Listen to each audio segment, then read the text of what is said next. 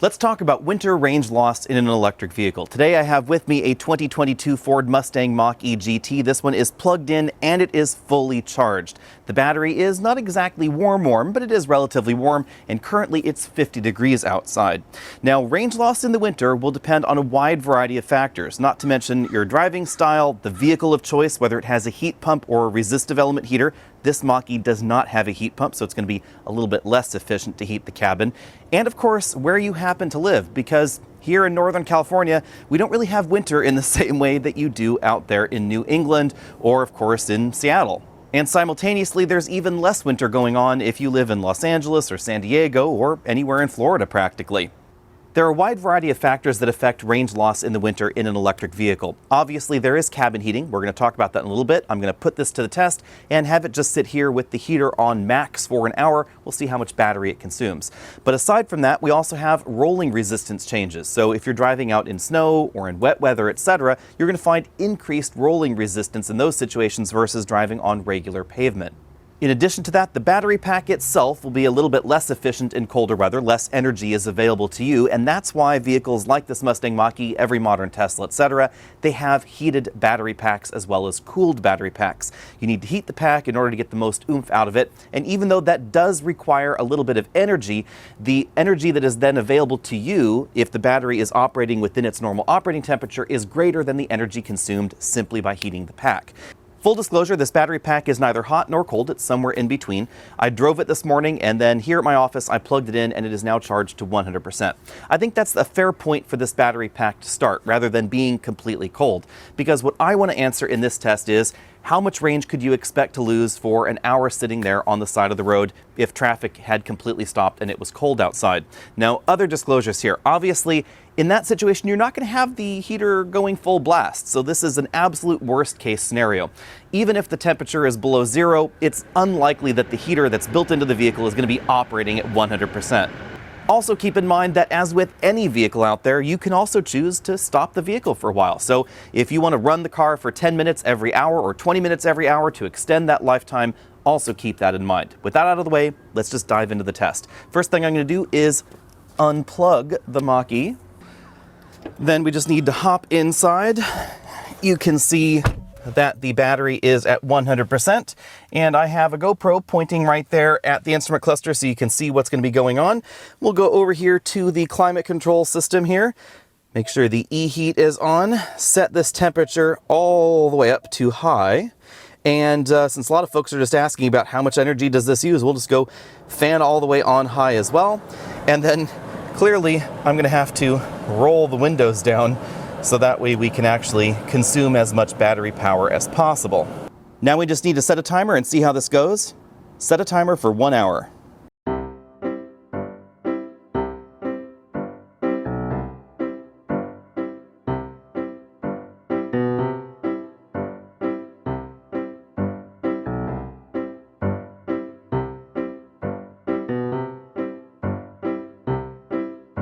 Well, that didn't go quite according to plan because the Mach-E automatically turns itself off after 30 minutes of running with no activity.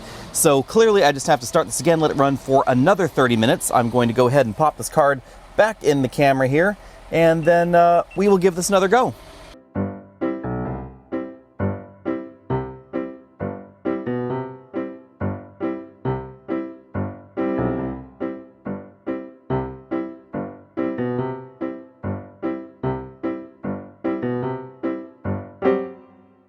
On the inside, it looks like we are down to 95% battery. So approximately 5% of the battery has been consumed over the hour of heating this cabin. Now again, remember, this is approximately a 5 kilowatt heater running basically full bore. Now it's time to grab a pen and get to the numbers. After an hour of running the heater full blast with the fan full blast, we consumed 5% indicated of the battery. So I then plugged it in, charged it up to 100%. Took about 2 hours to make sure the battery was actually completely full. According to my juice box, it consumed 5.4 kilowatts of energy. According to Ford, that makes sense because the onboard charger is about 90% efficient, and that's taking into account the coolant losses, etc. All of that is going to consume about 10% of the energy. Therefore, 90% of that total is 4.86 kW. That's what it actually took to run the heater and run the fan for that hour. The onboard heater is theoretically maximum output of 5 kW. It's unlikely to really hit that in many situations, even in really cold weather. The reason for that is it's heating the loop, and once the water loop gets to a certain temperature, then it's going to turn off. Also remember, you can maximize the heat by choosing recirculate for the cabin air and cracking window if you want a little bit of fresh air, or alternating if you want to as well. In colder weather, some energy is going to be consumed heating the battery, but some was also being used in this particular test case. According to the indicator, about 5% of the energy was actually going to heating the battery.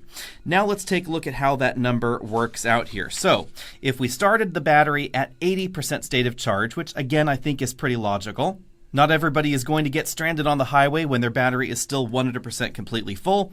This would give you 14.5 hours running the heater absolutely full blast. And I think by the time you have an hour under your belt, you're going to decide you really need to crank down that heater because the interior was getting pretty warm.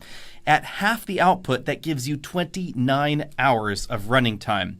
The most recent snowstorms in the U.S. were definitely a little bit less than that as far as the number of hours that most people were stranded on the highway, so absolutely not a problem in that case. But what about what AAA says to do in this situation? According to AAA, you should ideally be running the car for 5 to 10 minutes every 30 to 45 minutes and then turning it off. And that applies for electric cars as well as for gasoline vehicles.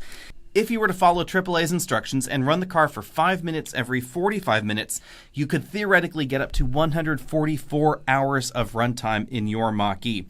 Although battery temperatures might be an issue there because the battery would slowly be getting colder and colder and colder, so it may have to consume a bit more energy to just heat the battery. We're still talking about days and days and days of time. My estimate basically puts that somewhere between 4 and 6 days, depending on exactly how cold it is outside. Now, what if we did this for 10 minutes every 30 minutes? So that stretches things out by basically 400% of the normal time. That's 58 hours, almost 2.5 days. The reality is that even in the heavily advertised snowstorms we've had recently, the average EV owner is going to be just fine. New EV owners may be a little bit more range anxious, and there is certainly a possibility of being stuck, don't get me wrong, and refilling an electric car is going to take a little bit more time, and it's a little bit more complicated to do on the highway versus a gasoline vehicle. You can't just bring a gallon can of electrons and fill your EV up.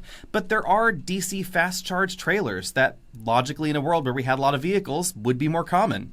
And then there's also common sense. You can simply choose to reduce your consumption. You can choose to conserve some for later. If you don't really like that idea, you can always find a buddy out there on the highway, hop in their electric vehicle and consume their battery if you wanted to. But in a rational world, this does not actually seem to be a problem. And perhaps more to the point, it's not rationally more of a problem in an electric vehicle. I don't know about you, but I know plenty of people that let their gas tank go all the way to empty before they refill it.